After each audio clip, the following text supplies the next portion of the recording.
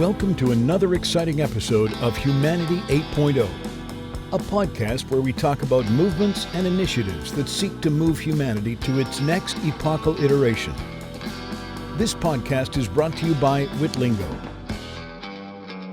When it comes to managing a community, one of the keys to success is the ability to effectively communicate with the members of that community.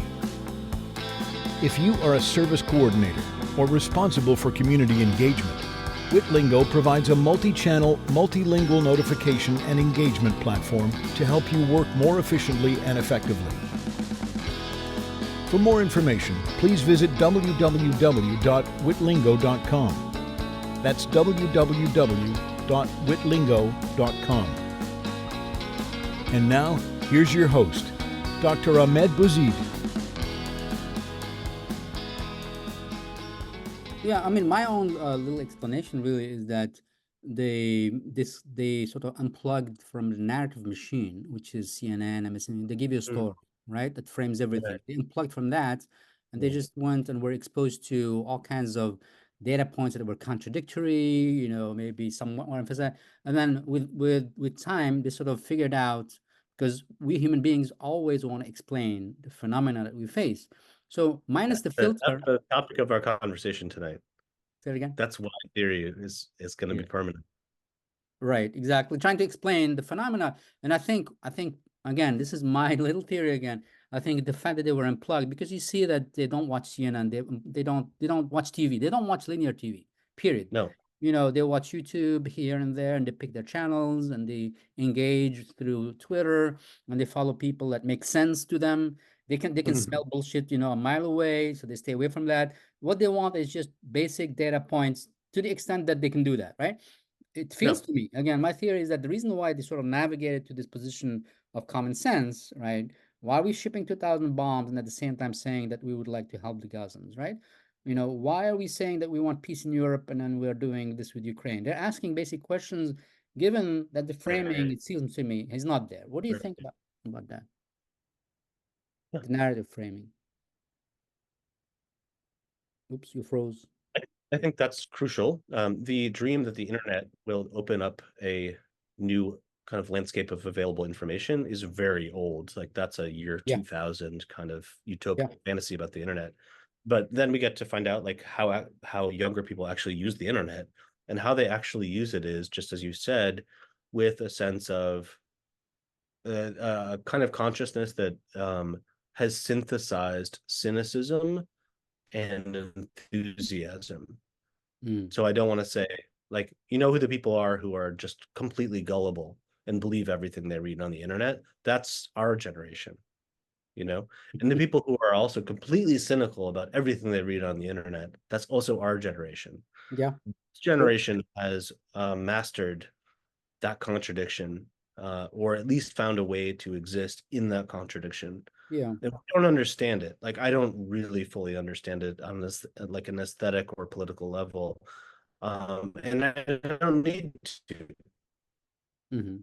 I only need to trust in the humanity of people who are my kids' age or older. And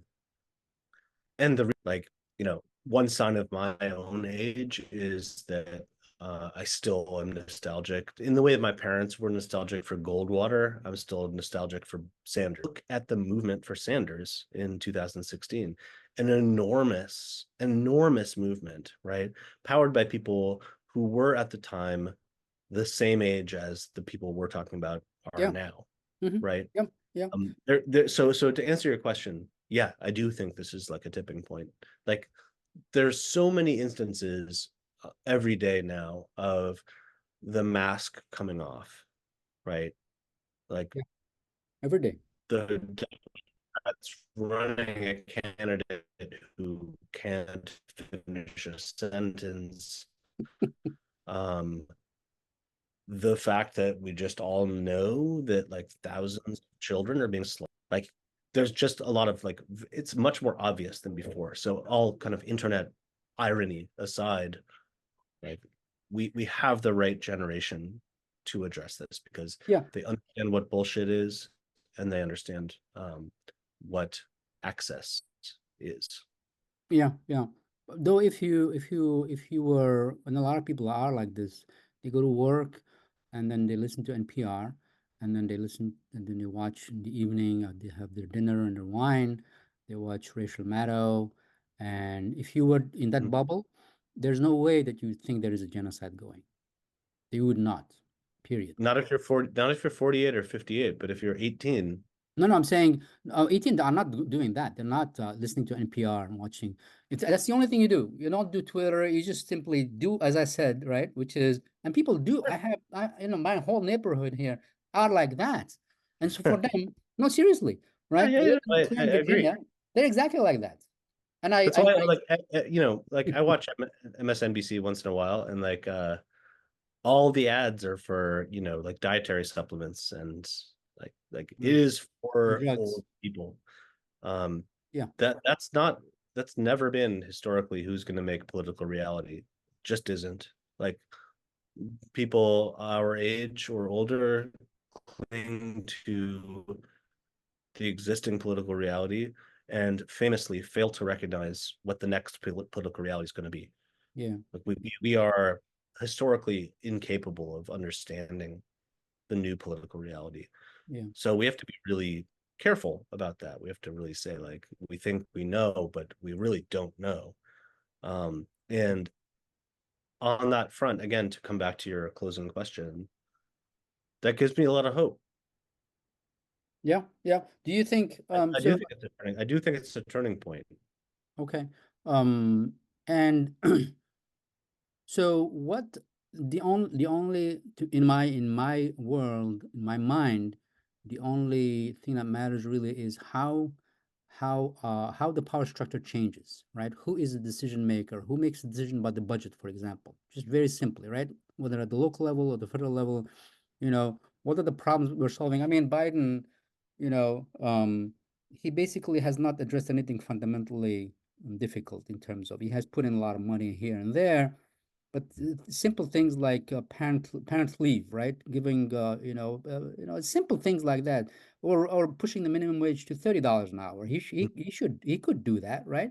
Or We're doing just something, continuing to fund Israel, right? the level of tens of billions of dollars. Billions, Like, billions and billions of dollars to Ukraine and to Israel, and then saying that we don't have money for that domestic. matters, like that is.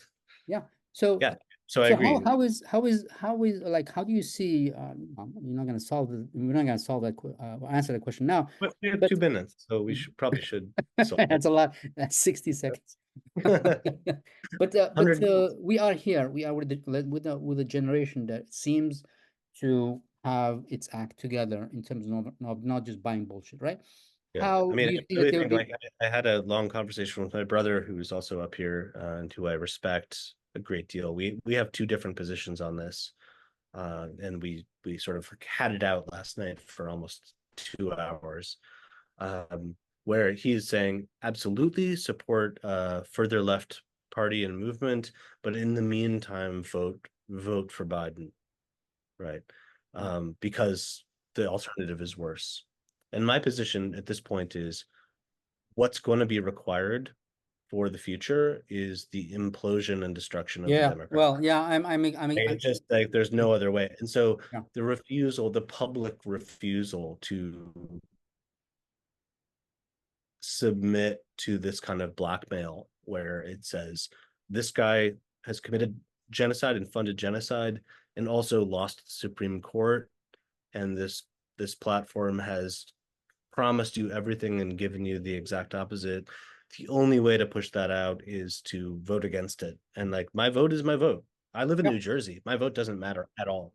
Like, so why would I vote Well, for my vote someone matters. We're who... in Virginia and we are tipping on purple.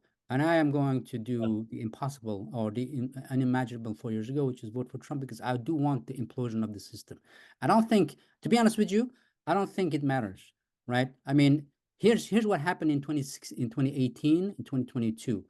There was a grassroots movement. With regard to Gaza, it doesn't matter. It doesn't matter. No, it doesn't matter. The thing is, we know exactly where Biden is going to be. So there is, which is the worst of all possible world. What's the worst situation with that guy? Maybe the worst of the opposite was plus or minus one. That's it, right? And I don't see Yeah. otherwise, in terms of, But here's the thing, Ahmed, like I do agree with my brother in saying that like I would never, like you've already made up your mind, but I would never advocate for you not to vote for Biden in Virginia, right? Like I don't want to push other people away from that, but I really do think like it has to be politically possible to say this person supported what I see to be a genocide. Mhm. My vote is like whatever romantic idea of democracy you're adopting, like my vote's too sacred to give it to someone that you think did that.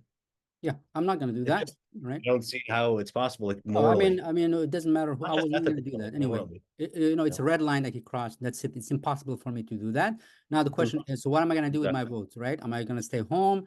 No, I would No. like to have. RFK, like the person whose brain was literally eaten by a worm, I mean, maybe we've come to that point. No, no. Here's why I'm voting for Trump, and as scandalous as that may seem, because of the following. During Trump, there was an actual a tilt to the left. There was more women came to Yeah. him. There was the base, and it was energized for real. If it goes back to Biden, right? The establishment is just going to eat up anybody. I mean, they ate AOC inside out. She's nobody right now, right? She's the most vociferous protector Yeah, of but Biden. she like Bernie Sanders is only shut down to that degree because the Democratic Party Yeah, shuts her down, right? exactly. Like she Yeah, could be elevated to be a fantastic world-changing candidate. All people had to do was flip the switch. yeah, yeah, Like if she had the full momentum of the Democratic Party behind her, then she would be unstoppable, right? So in the same way that if Bernie Sanders had had the full power of the Democratic Party behind yeah, him, he would have been unstoppable as well. yeah. Uh, but yeah, like I hear you, but for me personally, the same reason that I cannot morally vote for Biden, I cannot morally vote for Trump No, I either. understand that, and I I, totally I get it. understand the position. It's called accelerationism, right? Yep. Accelerationism is like it's pretty freaking bad. Let's push it to get as bad as it can, and then we'll get the revolution. Now I want the Democratic Party Not sure I'm there yet. and disappear in its current form, and maybe something because we have been trapped, since I've been following the politics since 1984, right? The same trap. Yeah, That guy is sure. evil. That guy is evil. Vote, vote, vote, vote, vote. How about we break the cycle? How about the African Americans who have been screwed every single election? How about they say no? We're gonna die. We right now, and this next 40 is gonna be hell. Maybe next time you're gonna listen to us. 4 years is nothing. I mean, I remember 2020 Yeah. like 2 days ago. Really, right? Can we suffer for 4 years? You learn. I hope Michigan gets lost, and it's clear that it was because of the Arab American vote. Next time, in 4 years, or the next cycles, when they say, we're not happy, you listen to them because now they're like, screw you, right? So Look, why yeah, is not that a strategy? Why is that sort of nihilistic? Why it's not? It's the opposite of nihilism. It's realism with a strategic sensibility. It seems to me with a bit of tough with the ability to take whatever is gonna come and then live through the storm with the hope. And it's very hopeful that at the end of the storm, that's the thing. It's like the behavior thing you're changes. describing, like the uncommitted vote in Michigan, that is just the party of hope. Yeah, That is just the only like the Democratic Party does not offer any hope. It's killing yeah, tens of thousands of people every month. Like there's yeah. no Needlessly. you can get a new bridge, maybe, but like the tax laws and the tax structure is not going to change. There's really nothing that's going to change fundamentally. The only expressions of hope are coming from movements like the uncommitted vote, Yeah, coming from movement, I'm not voting for Biden, coming from movements that take place on TikTok and Instagram and in the courtyards of the Bodleian Library. That's where, like, and honestly, theory matters, and you and I are pretty good at it, right? And so we can help out. But at this point, all we can do is help out, right, at the theoretical level. Maybe we can do a couple of things. We can donate money. We can, like, show up for protests. But you and I don't matter that much. It's really the next generation that does. And for me, myself, like, I'm just saying, like, hey, you guys obviously still care about theory. I can tell you about the history of theory, and I can make suggestions about what theory is useful now. Yeah. But I don't make any claim that like that theoretical context is going to overturn the power structure. Like, it's up to them. It's up to them. I'll help out any way I can. I'll do No, I mean, anything to help you're out. absolutely right. I 100% agree with you that, what can we bring to the table is, a tool like other tools. And that tool is, how do you understand reality so that you can ask. Everyone wants. Yeah, so you can act intelligently and create a strategy and tactics and all that. And that's cannot be done without just like that, right? And you collect data points and then you act. You have to have a theory for sure. I mean, we could In talk like that this. sense, I'm essentially a historian of political theory, like, and I can be the archivist. I can be like the old guy in the library who's like, oh yes, you want to know about Deleuzian, counterterrorism? Like, sure, I can tell you about the history of that. Yeah. I'm a resource, I hope, but Yeah. I am not the tip of the spear. If I were teaching, and I'm not, and I'm not teaching, and if I were, if You kind of are.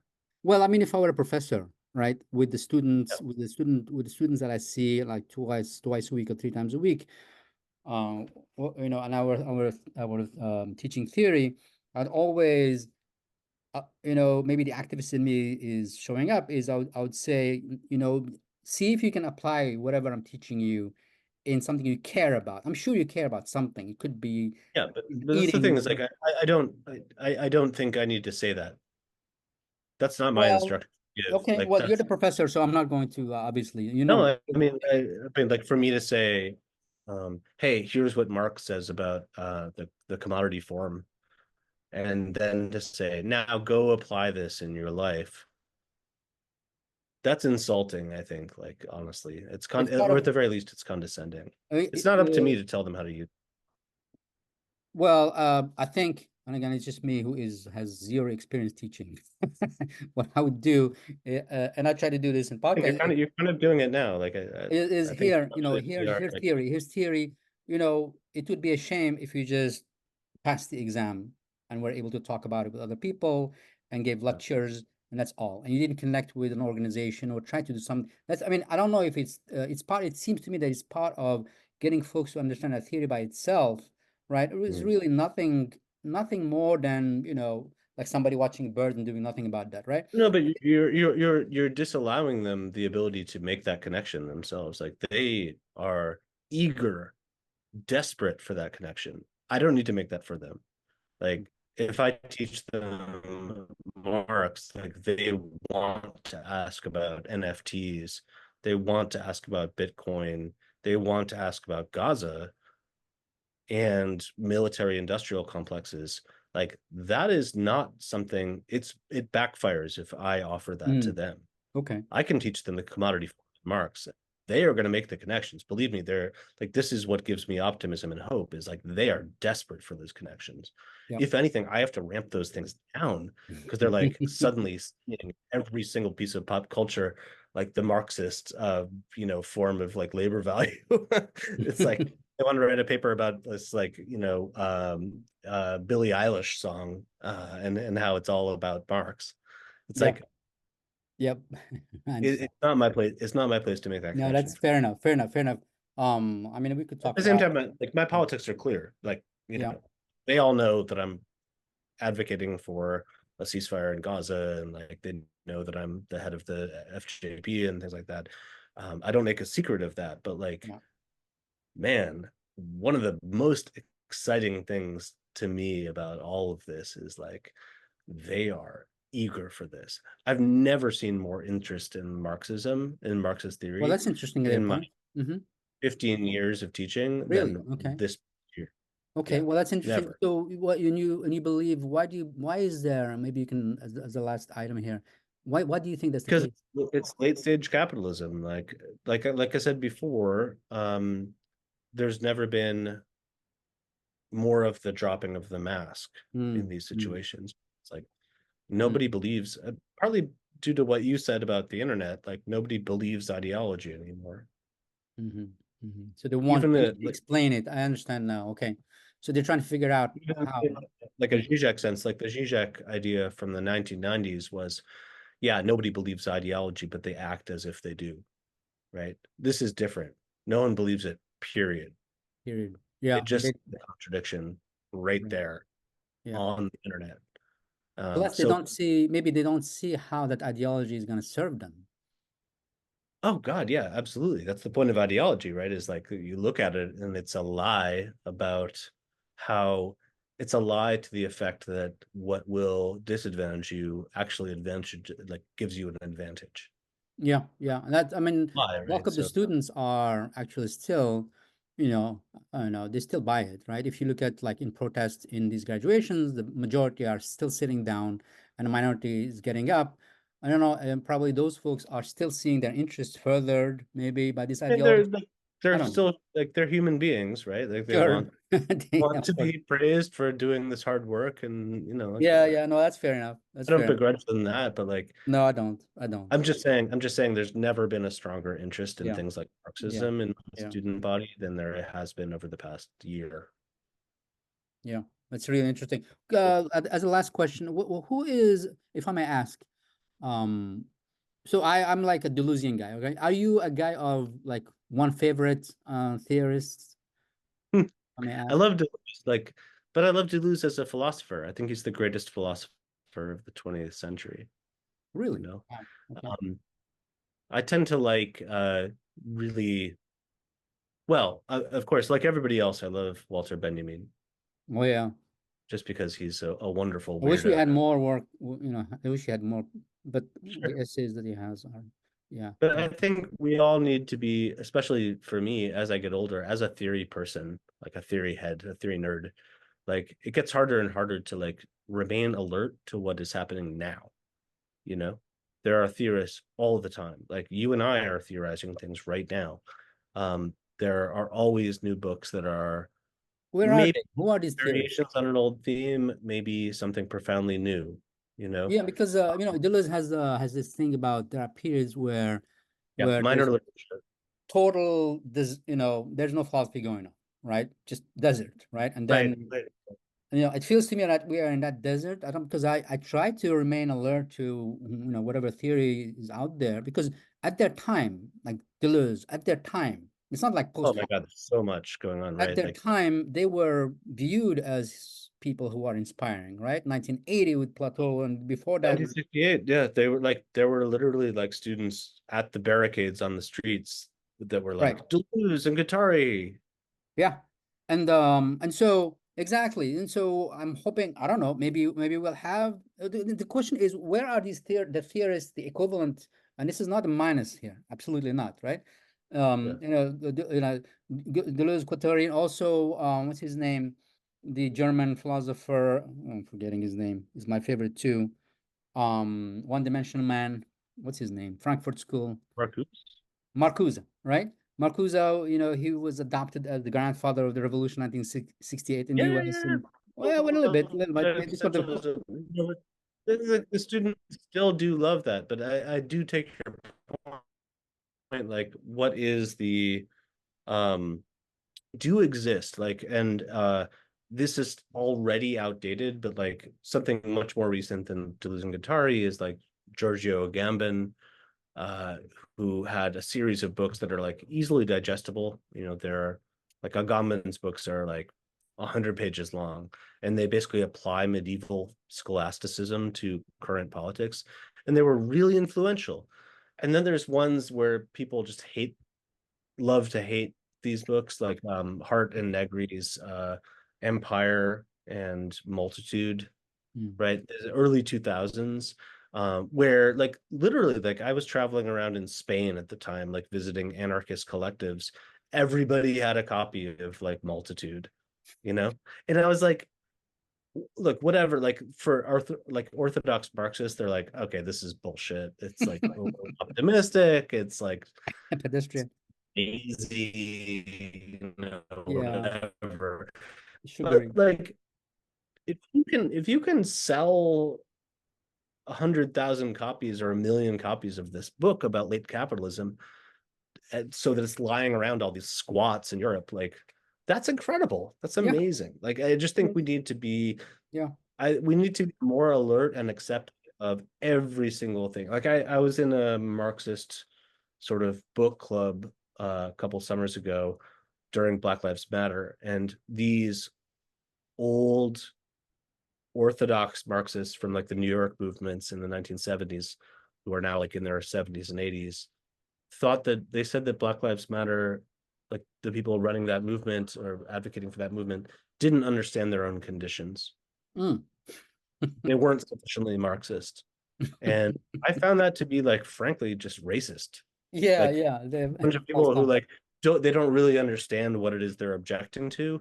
It's like that kind of thinking we need to reject entirely. Absolutely, Like we absolutely. need to Yeah. gather in every variation of Mhm. resistance here.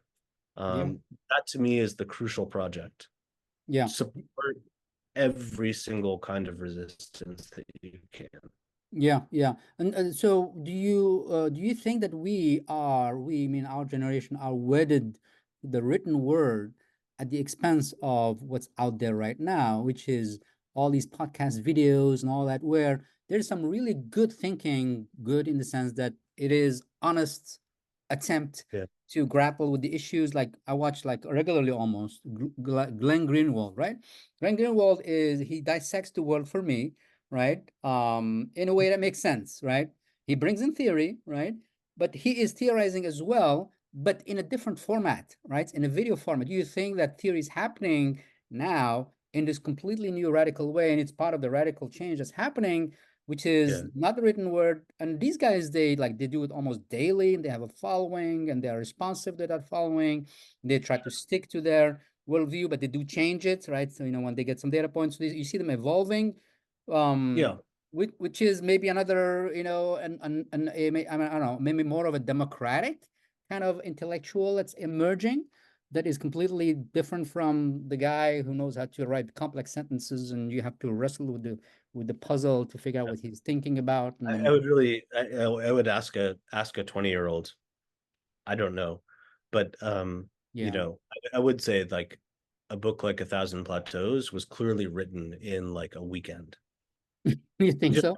like it's not about like the like deep, lifelong, multi-decade No, contemplation it things wasn't. It like was basically the just a book that's just like off the cuff.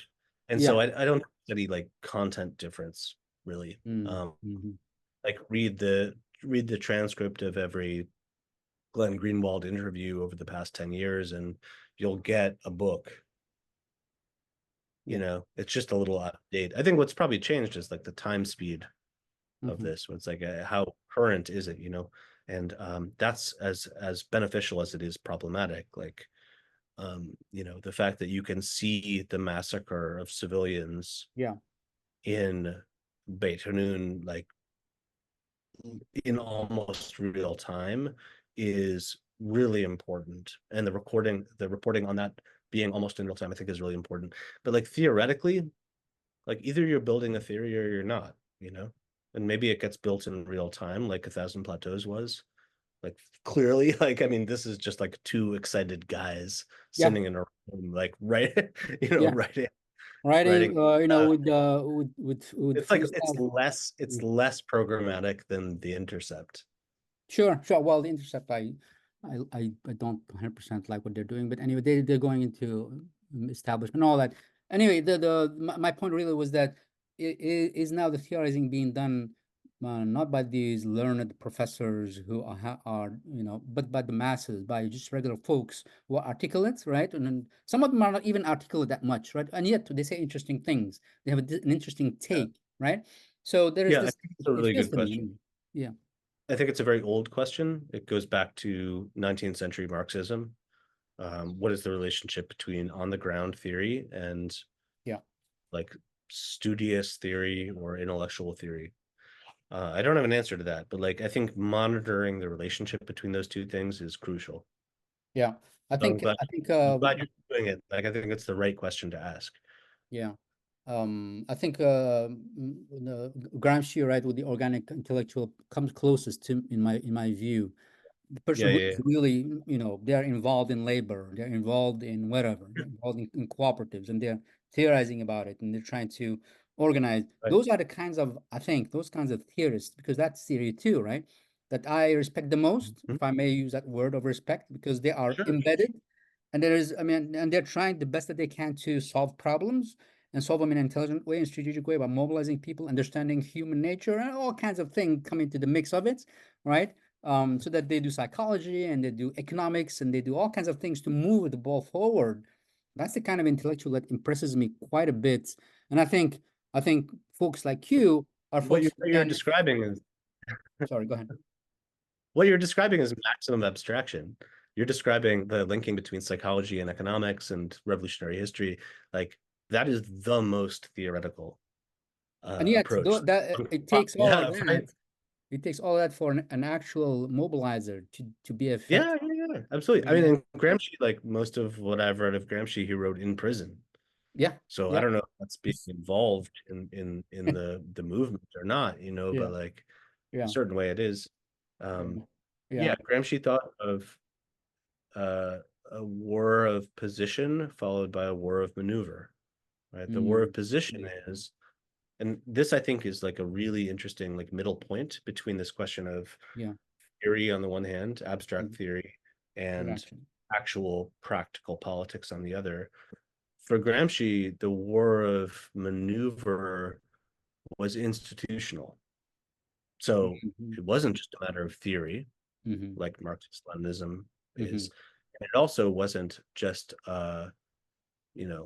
guns and barricades. mhm, It was the equivalent of like mhm. getting a job as a supervisor at the DMV or the passport office or like a Mhm. professorship, Yeah, right? yeah, yeah. You maneuver people who are supportive of a revolution into those spots. And sorry, a war of position. You position people in that. And then once they're positioned, then you have the war of maneuver, right? Yeah. So I think that's like a good compromise. It's like, all right, what if we don't say, what if we allow theory? We say theory is inevitable. Mhm. Theory, everyone always resorts to theory. We're doing theory now. When we say that theory doesn't matter and it's inadequate, we're still doing theory when we say that. What if we accept that, right? And then we also understand that like the impacts of theory are institutional. Mhm. It's not just somebody's book. It's not just A Thousand Plateaus. It's who is teaching A Thousand Plateaus. It's Wow. who employs the person who wrote A Thousand Plateaus or Capital, like the Thomas Piketty book. Like, what if we understand it as like market-based and institutional forces, where theory actually matters because of exposure and because of power? Then we have a model of theory that matters. Yeah, yeah. Well, I mean, I'm just I'm using myself here in terms of the time I'm taking from you. I want 1 more minute. That's okay. One more minute. 1 more minute, if that's okay with you, which is Oh, which is we've the got all of human history ahead of us. So what's one more minute? One more minute. I'm gonna end with the following. So, um, it seems to me again it goes back to power structure and money and making a livelihood and so forth, and what do you so we have to survive in this world, we have to reproduce in this world, we have to take care of our families in this world, and at the same time we have some basic moral commitments that we don't want to violate, and so there's always a tension, right? Should I take this job with the cigarette company or not, right? And so on and Right. so forth, right? So the reason I'm bringing this up is I see all these folks out there who are real voices dissenting voices, and I'm talking about these podcasters and who have followings, right? And they are basically financed by their membership, by members, right? $2 here, $3 there. So they don't have any one, person who's going to say, now to the extent that YouTube, people who are on YouTube, they're being censored here and there, so they're trying to navigate. But there are new platforms that are emerging that you can say whatever you want to say, right? As long as you have a following who will pay you, and as long as you continue to be interesting, yeah. as long, right? So there for me, I think that, right, sort of gets rid in a way of this power structure that just, you cannot have healthcare, unless you have a job. And so you're trapped, right? Now these people are making their own money. They're not being rich, really. They're just making a livelihood, really. And I now know several of them. They're making around $100,000 a year max, right? After taxes and all that. It's not a lot of money, but they're making a livelihood doing something Without they love, healthcare, with right? no health. Right, but they're able to survive, and live good. Well, two of them working, they're making enough money to survive, and it's better than a job because they're free. They have a membership, so they're not gonna get fired, right? So for me, I'm hoping that this kind of being able to make a living, whether it's journalism or wherever it may be, that is not plugged into this power grid, is our hope, right, in the future. And hopefully, I'm a technologist, so I'm always very technology oriented in terms of solutions. Although I don't reduce everything to technology, but it feels to me that we're going into a world where the power grid is going to be less of a determining factor in terms of ideology, in terms of all kinds of things, and where democracy in the best sense of the word, where decisions are made by the people, not by the elites, is going to be more of a thing. If we, and all these right-wing movements, I think I see them just as signals in the same vein. These are people who are frustrated with the with Yeah. the, with the status quo, and they may have positions that are repulsive to us, but it's the same kind of a thing. So I see hope there, and I'm going to give you the last word. What do you think about that sort of decoupling from the system? That seems to be happening. I'm not a foe of futurist speculation. Like, I think futurist speculation is fantastic. It's part of a utopian Yeah. Marxist tradition. I think that's great. Like, why would we not want to imagine what's possible, right? For a different kind of, like, I think, like, there's this book that came out a couple years ago called The Dawn of Everything, which is an anthropologist and a political theorist, basically making the argument that the whole story of primitive tribes, and then sort of the dawn of agriculture, and then the dawn of civilization, that narrative is way more multiple than it seems to be. Like, there were all kinds of different societies and civilizations along here, every kind of conceivable model, from nomadic to agricultural to like a maternal, right, to like every single kind of variation. Matriarchies, yeah. Yeah, absolutely, right. So I'm a big fan of that, and I think, like, anyone who tells you don't, like, stop dreaming or stop theorizing different, that's a reactionary position. Always think about the way that things could be different or could have been different.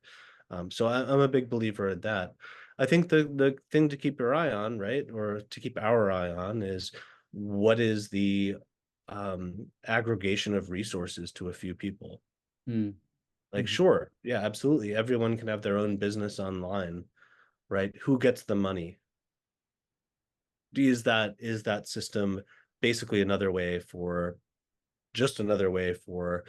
people to feel free, while all of the actual resources are aggregated at the top? So that's my concern with what you're proposing. Yeah, I'm hopeful that, that. yeah, I'm hopeful that the ethos right now, and hopefully to persist, is to try to decentralize as much as possible. It seems to be in the air, but then things come in We the need air. a decentralized internet, like, Yeah, I mean, yeah, it was decentralized at the beginning. I was there at the beginning, if you remember, right? It was definitely chaotic. like I said before, like, that was the original utopian dream of the Yeah, internet. it was, and then all of a sudden, Now somebody owns it. Like It was no some more. It was no more. Right now, it's Facebook, like 4 or 5 in Google, and then you either one, and they can kick you out, and they can demonetize you, and so on. And so, yeah. Well, I am always very hopeful. It seems like you are the kind of same kind of a guy in terms of that, optimistic. Well, I just want to say again, like I said at the beginning of this session, like I think what you're doing here is wonderful. And like Thank you. to look, there's so many kind of podcasts and projects that are like kind of utopian futuristic, right? Usually in a corporate model. To see one, humanity, is it 8.0. 8.0? 8. Humanity 8.0, right? Like, which could be the title of like all kinds of podcasts. Right. It's satiristic a To little bit. see one that's like politically interested in the alleviation of human suffering. I'm so I feel so privileged to have been Well, on. thank you so much. You're too kind. You're too kind, and you're too kind also to give me so much time on this Friday. Absolutely. I wish you the Pleasure. best, and also I would love to do another episode sometime in the future, and we can focus on I'd love to be a two-time guest. I would Would love be an to get, honor. and I want to talk about Walter Benjamin because I'm a big Oh fan. yeah. You know, I think we can talk for hours about that amazing thinker. But thank you again, Adam. One thing you know about me now is that I'm happy to talk for an almost infinite amount of time. I'm glad. I'm glad. And you get only interesting as the conversation goes on. So, which is a Uh, rare thing. Thank you so much, Adam. I appreciate it. all right, take care, Ahmed. Take care. Bye-bye. You've been listening to Humanity 8.0 with your host, Dr. Ahmed Bouzid, founder and CEO of Witlingo.